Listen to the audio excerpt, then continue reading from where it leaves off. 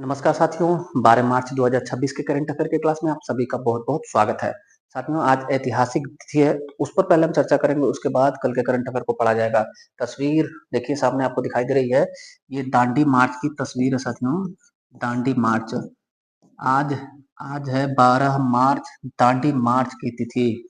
12 मार्च 12 मार्च 1930 को गांधी जी ने सविनय अवज्ञा आंदोलन की शुरुआत की थी। सविनय अवज्ञा आंदोलन गांधी जी ने चलाया था, सिविल डिसोबिडियंस मूवमेंट चलाया था गांधी जी ने 12 मार्च 1930 को। इस आंदोलन की शुरुआत मानी जाती है दांडी मार्च से।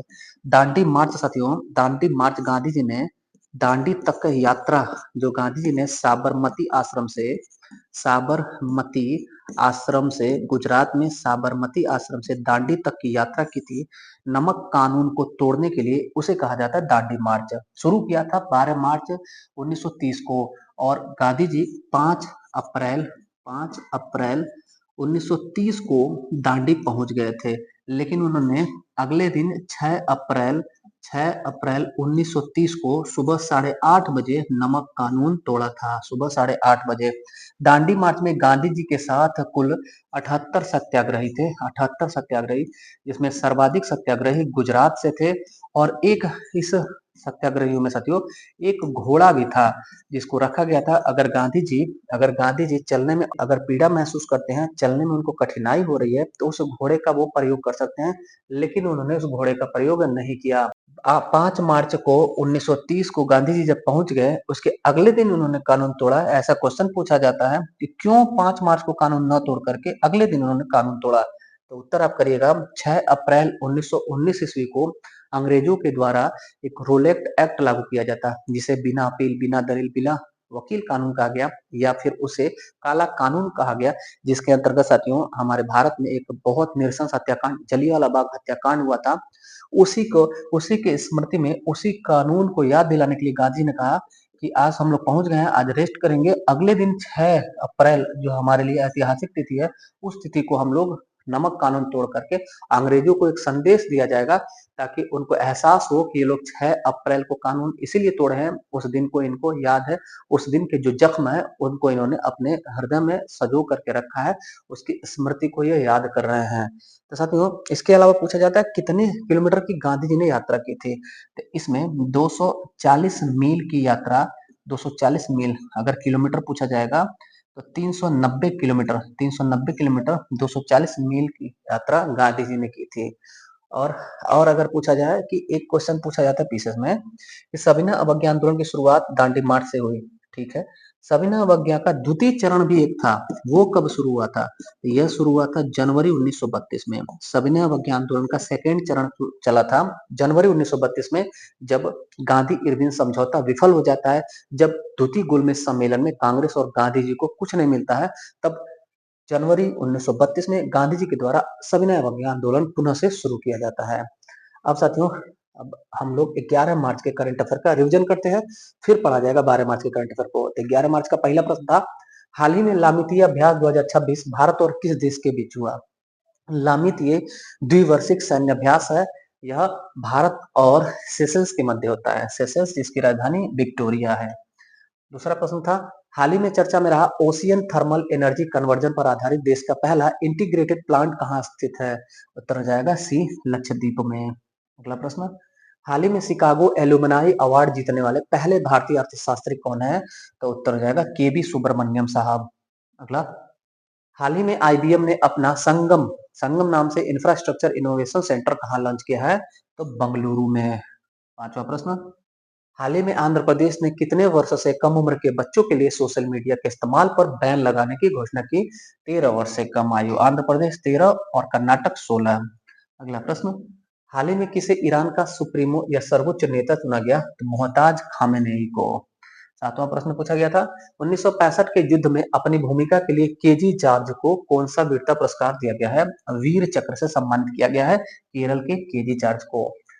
हाल ही में चर्चा में रहा लेजिम नृत्य का संबंध है। लेजिम नृत्य डोंबिवली महाराष्ट्र में 9111 महिला और छात्राओं के द्वारा गिनीज वर्ल्ड रिकॉर्ड बनाया गया नृत्य करके, लेजिम नृत्य करके। नौवां प्रश्न, हाल ही में Australian grand prix 2026 formula one race किसने जीत लिया है? जॉर्ज रसेल ने, जो मर्सिडीज के ड्राइवर है, इन्होंने जीत लिया ऑस्ट्रेलियन ग्रैंड प्रिक्स। ये था साथियों कल के करंट अफेयर का रिवीजन। अब पढ़ते हैं आज के यानी 12 मार्च के करंट अफेयर को। पहला प्रश्न है, साइन ऐप को हाल ही में किसके द्वारा लॉन्च किया गया? उत्तर हो जाएगा डी, भारतीय रेलवे। अभी हाल ही में भारतीय रेलवे ने कार्यस्थल पर यौन उत्पीड़न की शिकायत दर्ज करने के लिए एक एप्लीकेशन लॉन्च किया, नाम है साइन ऐप। भारतीय रेलवे ने साइन ऐप को लॉन्च किया है। साइन का फुल फॉर्म पूछा जाए तो sexual harassment incident notification for empowerment. किस लिए? तो कार्यस्थल पर यौन उत्पीड़न, महिलाओं के साथ कार्यस्थल पर यौन उत्पीड़न की शिकायत के लिए भारतीय रेलवे ने शुरू किया। भारतीय रेलवे का गठन कब हुआ? 16 अप्रैल 1853 ईस्वी। 16 अप्रैल 1853 ईस्वी। पहली बार ट्रेन चली थी 34 किलोमीटर की दूरी, और बंबई से ठाणे पहली भारतीय रेल चली थी। और साथियों इसमें 3 इंजन थे। कितने इंजन थे पहली ट्रेन में? 3 इंजन थे। तीनों इंजन का नाम क्या है? सिंधु, सिंधु साहब और सुल्तान। 3 इंजन युक्त पहली देश में ट्रेन चली थी। अगला प्रश्न, दूसरा प्रश्न, अंतरराष्ट्रीय मलेरिया सम्मेलन 2026 का आयोजन हाल ही में कहाँ किया गया? इंटरनेशनल एक समिट है, अंतरराष्ट्रीय मलेरिया समिट 2026। यह हमारे भारत की नई दिल्ली में आयोजित हुआ है, इसलिए महत्वपूर्ण कॉन्फ्रेंस हो जाता है, समिट हो जाता है। देखिएगा पूरा डिटेल इसका, पूरा डिटेल। अंतरराष्ट्रीय अंतरराष्ट्रीय मलेरिया सम्मेलन का आयोजन हुआ 7 से 9 मार्च 2026 नई दिल्ली में। इसका आयोजन किसने किया? तो ICMR, national institute of malaria research ने किया है। थीम क्या था? इसका थीम था discovery, development and delivery, driving malaria elimination and beyond. अच्छा, मलेरिया के संबंध में स्टैटिक जीके देखिएगा। मलेरिया साथियों, इसकी जागरूकता के लिए, इस बीमारी की जागरूकता के लिए 25 अप्रैल को विश्व मलेरिया उन्मूलन दिवस मनाया जाता है। और मलेरिया का कारक, रोग का कारक क्या है? प्लाज्मोडियम वाइपेक्स नाम का एक प्रोटोजोआ परजीवी होता है, वो मलेरिया का कारक है। वाहक कौन होता है? तो वाहक मादा एनोफिलीन मच्छर होता है। ध्यान रहे, नर और मादा 2 मच्छर होते हैं, जिसमें मादा मच्छर होती है वो काटती है और खून चूसती है मानव का, मानव क्या, किसी भी जंतु का। और उसके अलावा साथियों जो नर मच्छर होते हैं वो फल फूल नहीं कह सकते हम लोग, फूल पत्तियां जो होती हैं उससे अपना जीविकोपार्जन करते हैं। और मादा मच्छर जो होते हैं वो मनुष्य या जंतुओं का खून चूसते हैं। मच्छर अगर साथियों, अगर एक सुअर को काट ले, और अगर संक्रमित सुअर है और उसी मच्छर ने, जो सुअर को काटा मच्छर है, वो किसी बच्चे को काट ले, तो उस बच्चे को जापानी इंसेफ्लाइटिस, बड़ी गंभीर बीमारी है जिसे जापानी इंसेफ्लाइटिस या मस्तिष्क बुखार, दिमागी बुखार, मस्तिष्क ज्वर भी कहा जाता है। जो गोरखपुर मंडल हम लोग के जो बेल्ट है उसमें बहुत ज्यादा मात्रा में ये बीमारी होता है, जापानी इंसेफ्लाइटिस। मच्छर अगर सुअर को काट ले और वही मच्छर बच्चों को काट ले तो मस्तिष्क ज्वर हो जाता है। और मस्तिष्क ज्वर उन्मूलन केंद्र की स्थापना भारत में पहली बार Gorakhpur medical college, BRD medical college में की गई है। देखिएगा, वाहक मादा एनाफिलिज मच्छर, इसकी खोज किसने की थी मलेरिया की? तो रोनाल्ड रॉस ने किया था। इसका दवा कौन सा है? तो सबसे पहला नेचुरल ट्रेडिशनल दवा था, कुनैन नाम है इसका। कुनैन दवा किससे बनता है? सिंकोना वृक्ष की छाल से बनता है कुनैन। उसके बाद बहुत सारा वैक्सीन, दवा, मेडिसिन आ गया। डब्ल्यूएचओ ने अभी हाल ही में 2 वैक्सीन को मंजूरी दी है मलेरिया के, मॉस्क्वीरिक्स और R21 मैट्रिक्स। R21 मैट्रिक्स महत्वपूर्ण है क्योंकि इसका निर्माण हमारे भारत के सीरम इंस्टीट्यूट पुणे ने किया और ऑक्सफोर्ड विश्वविद्यालय ने किया है। हमारे भारत से मलेरिया उन्मूलन का लक्ष्य है 2030 तक समाप्त कर देना, साफ कर देना मलेरिया। भारत का पहला स्वदेशी मलेरिया वैक्सीन पूछा जाए, भारत का पहला स्वदेशी मलेरिया वैक्सीन, तो एड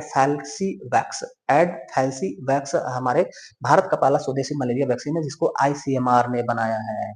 अगला प्रश्न, जल महोत्सव 2026 का शुभारंभ कहाँ हुआ है? जल महोत्सव 2026 का शुभारंभ अभी हाल ही में साथियों गुजरात में हुआ है। देखिएगा, उत्तर हो जाएगा हमारा सी, गुजरात। जल महोत्सव 2026 गुजरात में 8 मार्च से 22 मार्च 2026 तक राष्ट्रव्यापी एक कैंपेन अभियान की शुरुआत की गई, जल महोत्सव। किसने किया इसका आयोजन? तो अभी साथियों ये चल रहा है, देखिएगा, जल शक्ति मंत्रालय के द्वारा, जिसमें मंत्री है CR पाटिल, जल शक्ति मंत्री है CR पाटिल। टैगलाइन क्या है जल महोत्सव का? टैगलाइन है गांव का उत्सव, देश का महोत्सव। 8 मार्च को इसी उपलक्ष्य में सुजलाम शक्ति दिवस मनाया गया। 8 मार्च सुजलाम शक्ति दिवस, और 22 मार्च जब तक ये चलेगा ये जल दिवस है। 22 मार्च को कौन सा दिवस मनाया जाता है? विश्व जल दिवस मनाया जाता है। जल है तो कल है, जल ही जीवन है। अगला प्रश्न, मद्रास उच्च न्यायालय के प्रमुख न्यायाधीश के रूप में किसे नियुक्त किया गया है? प्रमुख न्यायाधीश या मुख्य न्यायाधीश, एक ही बात है। उत्तर होगा सुश्रुत अरविंद धर्माधिकारी। सुश्रुत अरविंद धर्माधिकारी जी को मद्रास हाई कोर्ट का चीफ जस्टिस नियुक्त किया गया। देखिएगा, सुश्रुत अरविंद धर्माधिकारी जी को मद्रास उच्च न्यायालय का मुख्य न्यायाधीश नियुक्त किया गया। ये 55वें मुख्य न्यायाधीश बने हैं मद्रास हाई कोर्ट के। शपथ इनको कौन दिलाएगा साथियों? तो तमिलनाडु के राज्यपाल हैं वर्तमान में, अभी हाल ही में नियुक्त हुए हैं तमिलनाडु के राज्यपाल RN रवि साहब, इन्होंने इनको शपथ दिलाया है। एक बात महत्वपूर्ण कि राज्यपाल को शपथ उस राज्य का चीफ जस्टिस दिलाता है और इसको शपथ राज्यपाल दिलाता है, दोनों पद एक दूसरे को शपथ दिलाते हैं। हाईकोर्ट के जजों के बारे में, हाईकोर्ट के बारे में वर्णन किस अनुच्छेद में है संविधान के? तो अनुच्छेद 214 से लेकर 231 तक है। देश में कितने हाईकोर्ट हैं? तो 25 हाईकोर्ट हैं। सबसे नवीनतम हाईकोर्ट अगर पूछा जाएगा तो अमरावती हाईकोर्ट, जो 25वां हाईकोर्ट बना था। और पहला हाईकोर्ट पूछा जाए तो 3, जो अंग्रेजों के जमाने में 3 प्रेसिडेंसी थी, बम्बई और मद्रास साथियों और कलकत्ता, इन तीनों में पहला हाईकोर्ट स्थापित हुआ था। और दूसरा जो हाईकोर्ट था इन तीनों के बाद, तो वो इलाहाबाद हाईकोर्ट था, जो देश का सबसे बड़ा हाईकोर्ट भी है। यहाँ ध्यान दीजिएगा, देश का सबसे बड़ा हाईकोर्ट परिसर अभी हाल ही में बना है, कहाँ पर करंट का है? तो रांची, झारखंड का रांची हाईकोर्ट भारत का सबसे बड़ा हाईकोर्ट परिसर है। लेकिन सर्वाधिक जजों वाला सबसे बड़ा हाईकोर्ट भारत का और एशिया का सबसे बड़ा हाईकोर्ट तो इलाहाबाद हाईकोर्ट है। इसके 2 खंडपीठ है, इलाहाबाद और लखनऊ में। टोटल जजों की संख्या उसमें 160 है इलाहाबाद हाईकोर्ट में। अगर परिसर के कैंपस की बात की जाए तब रांची सबसे बड़ा कैंपस होगा हाईकोर्ट में। अगला प्रश्न, सिपरी रिपोर्ट के अनुसार वर्ष 2021 से 25 के दौरान दुनिया का सबसे बड़ा हथियार आयातक देश कौन सा है? उत्तर हो जाएगा बी, यूक्रेन। यूक्रेन और रसिया लंबे समय से संघर्ष हो रहा है साथियों। इजराइल और ईरान का संघर्ष शुरू हुआ है, 2-4 साल 5 साल अगर हो जाए तो ये भी टॉप पर आ जाएगा, ईरान भी टॉप पर फर्स्ट पर आ जाएगा। 4 साल से लड़ने वाला यूक्रेन, जो दुनिया का दूसरा सबसे सैन्य शक्तिशाली देश है, रूस रूस से लड़ाई लड़ रहा है, इसीलिए इसको बहुत ज्यादा हथियार खरीदना पड़ रहा है। यूक्रेन दुनिया का इस 5 सालों में 10% अकेले हथियार खरीदने वाला टॉप देश हो गया, पहला देश हो गया। देखिएगा, सिपरी एक संस्थान है, इसका 2021-25 रिपोर्ट आया है, इसमें शीर्ष हथियार आयातक हो जाता है पहला पे यूक्रेन, सबसे ज्यादा 10%, दुनिया का 10% हथियार अकेले ये खरीद रहा है। 200 दुनिया में देश हैं, उसमें से अकेले इसने 10% हथियार खरीदा है। सेकेंड पर हमारा भारत भी है साथियों, देखिएगा, और थर्ड पर है सऊदी अरब। हथियार आयातक मतलब कि मंगाना, खरीदना, रूस से, फ्रांस से, अमेरिका से। अगर पूछा जाए शीर्ष निर्यातक यानी कौन सा देश बना करके सबसे ज्यादा बेचता है, तो उस मामले में शीर्ष पर है अमेरिका। पूरी दुनिया का 42% हथियार खाली यही बेचता है। तो जो हथियार बेच रहा है वो क्या चाहेगा कि हमारा हथियार कम बिके कि ज्यादा बिके? इस क्वेश्चन का उत्तर आप कमेंट में करिएगा। और सेकेंड पर कौन है? तो फ्रांस है सबसे ज्यादा, जिससे हमारा भारत राफेल विमान लिया साथियों। अच्छा, एक बात, एक शब्द सिपरी, सिपरी का फुल फॉर्म क्या है? सिपरी साथियों स्टॉकहोम इसका नाम है, Stockholm international peace research institute full form है। Stockholm international peace research institute के द्वारा हथियार आयातक और निर्यातक देशों का हर साल लिस्ट जारी किया जाता है, वही सिपरी है। अगला प्रश्न, महिलाओं की रात में सुरक्षा के लिए निर्भया निशा पहल की घोषणा किसने की है? तो केरल राज्य ने साथियों, केरल राज्य में 24 आवर्स शिफ्ट वाइज जॉब करती है महिलाएं। आप सभी, हम सभी जानते हैं कि लैंगिक जो समानता उस मामले में केरल शीर्ष पर है। हेल्थ और एजुकेशन मामले में हमारे भारत में शीर्ष राज्य केरल है। तो नाइट में भी महिलाएं केरला में ड्यूटी करती हैं। तो जब नाइट शिफ्ट उनका होता है रात में 9 बजे से लेकर के सुबह का 6 बजे या 5 बजे तक का, उस दौरान उनके साथ कोई अप्रिय घटना न हो, उसी चीज को रोकने के लिए निर्भया निशा नाम का इनिशिएटिव शुरू किया है केरल ने। देखिएगा, निर्भया निशा नाइट शिफ्ट में कार्य करने वाली महिलाओं की सुरक्षा हेतु केरल पुलिस ने शुरू किया है। किसने शुरू किया? केरल राज्य की पुलिस ने शुरू किया है। इसमें हेल्पलाइन नंबर 112 है, उसी पर तुरंत कॉल करने पर त्वरित सहायता दी जाएगी। केरल पुलिस महिलाओं की सुरक्षा के लिए निर्भया निशा पहल, निर्भया निशा पहल। अगला प्रश्न, say no to proxy sarpanch campaign हाल ही में किसके द्वारा शुरू किया गया है? कोई प्रॉक्सी सरपंच नहीं रहेगा, असली वाला सरपंच रहेगा। प्रॉक्सी सरपंच नहीं रहेगा, असली सरपंच रहेगा, ऐसा कहो। यह इनिशिएटिव है, पहल है, कैंपेन है। इसको अभी हाल ही में पंचायती राज मंत्रालय ने शुरू किया है। आप सभी जानते साथियों, देखा भी होगा आपने अपने आस पड़ोस में, कभी भी आपके गांव या अगल बगल के गांव में अगर महिला या सुरक्षित सीट होता है तो जो प्रधान जी दमदार प्रधान जो शक्तिशाली बाहुबली प्रधान है वो चुनाव नहीं लड़ पाते हैं तो अपने किसी प्रॉक्सी को वो लड़ाते हैं चुनाव, जैसे अपनी पत्नी को, चाहे बहू को, चाहे माता जी को। और नहीं तो अगर सुरक्षित हो गया, अनुसूचित जाति और जनजाति सुरक्षित हो गया, तो फिर अपने किसी सहयोगी को या अनुचर को, किसी की को भी वो चुनाव लड़ा देते हैं। और वो सिर्फ प्रॉक्सी रहता, असली जो सदुपयोग करना चाहिए या दुरुपयोग करना चाहिए शक्तियों का, तो वो पर सरपंच जी करते हैं, मुखिया जी करते हैं। तो पंचायती राज मंत्रालय ने कहा है कि से नो टू प्रॉक्सी सरपंच। आप कहिए कि हमको प्रॉक्सी सरपंच नहीं चाहिए, हमको ओरिजिनल सरपंच चाहिए, जिसको हम चुन रहे हैं वही वास्तविक और कार्यकारी दोनों हमारा हेड हो। पंचायती राज मंत्रालय ने प्रॉक्सी सरपंचों को रोकने के लिए इस कैंपेन को शुरू किया है। अगला प्रश्न, भारत की पहली रिंग मेट्रो का उद्घाटन प्रधानमंत्री नरेंद्र मोदी द्वारा कहाँ किया गया? उत्तर हो जाएगा डी, दिल्ली में। दिल्ली मेट्रो जो भारत का सबसे बड़ा मेट्रो नेटवर्क है साथियों, भारत का सबसे बड़ा मेट्रो नेटवर्क दिल्ली, वहीं पर मोदी जी ने रिंग मेट्रो का उद्घाटन किया है। महत्वपूर्ण बात, एक चीज देखिएगा, पहले तो हम आपको दिखाते हैं मेट्रो नेटवर्क, दिल्ली मेट्रो का मेट्रो नेटवर्क। यहाँ पर बहुत सारा इमेज है, मेट्रो ट्रेन देखे होंगे आप, देख लीजिए एक बार फिर से। मेट्रो ट्रेन है ये। मेट्रो ट्रेन त्वरित ट्रेन होती है, एक नगर की या शहर की ट्रेन होती है जो शहर के अलग अलग इलाकों को जोड़ती है, शहर के बाहर नहीं जाती है।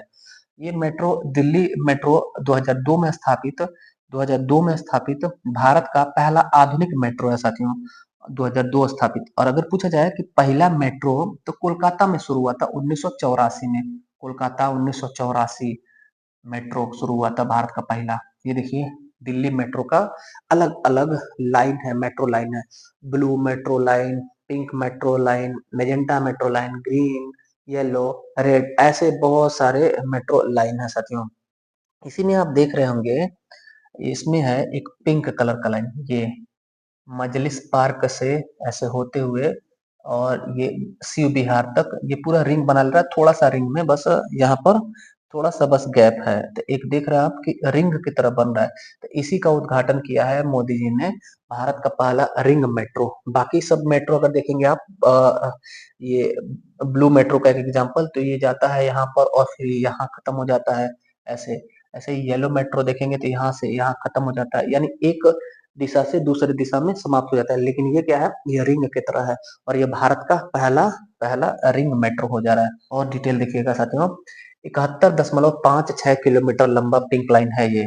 पिंक लाइन का हिस्सा है जो दिल्ली मेट्रो का कौन सा लाइन, दिल्ली मेट्रो का कौन सा लाइन रिंग मेट्रो कहलाता है, तो पिंक लाइन, ध्यान रखिएगा पिंक लाइन।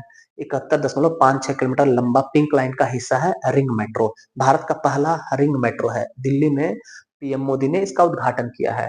दुनिया की तीसरी सबसे बड़ी मेट्रो नेटवर्क किस देश की है, तो हमारे भारत की हो गई है। ये करंट में हुआ साथियों, जापान को पीछे छोड़ दिया हमारे भारत ने, जापान चौथे पे चला गया है, अमेरिका टॉप पर है और सेकंड पर China. America metro rail network एक नंबर पर, चाइना दूसरे नंबर पर और तीसरे नंबर पर सबसे बड़ा मेट्रो नेटवर्क हमारे भारत का है। कोलकाता मेट्रो 1984 में शुरू हुआ, भारत का पहला मेट्रो शहर हो जाता है। आधुनिक मेट्रो दिल्ली में 2002 में शुरू होता है। अंडर वाटर मेट्रो की शुरुआत कोलकाता में होती है, हुगली नदी में। कलकत्ता हुगली नदी के किनारे स्थित है, वहीं पर अंडर वाटर भारत की पहली मेट्रो चली थी। नवा प्रश्न देखिएगा, अंतरराष्ट्रीय महिला न्यायाधीश दिवस हाल ही में कब मनाया गया? तो उत्तर हो जाएगा 10 मार्च।